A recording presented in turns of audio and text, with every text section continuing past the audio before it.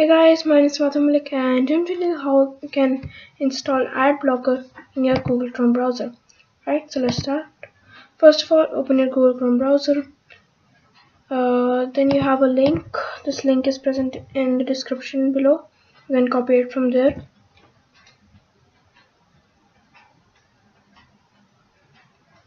Then you have to click on Add to Chrome and click on Add Extension. Wait for a moment.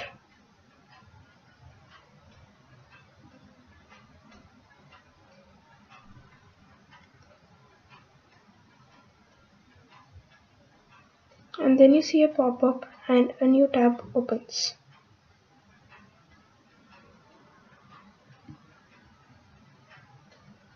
So now the ad blocker has been installed. Here I am having the YouTube. You can see the ad. If I reload this page,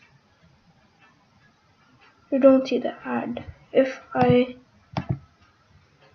turn this off and reload this again, you can again see the ad. But if I turn this on again and reload the page, you cannot see the ad. Thank you guys. Thank you for watching. Please subscribe, like, comment, share, and if you find this video helpful, please share and don't forget to subscribe or like. Thank you.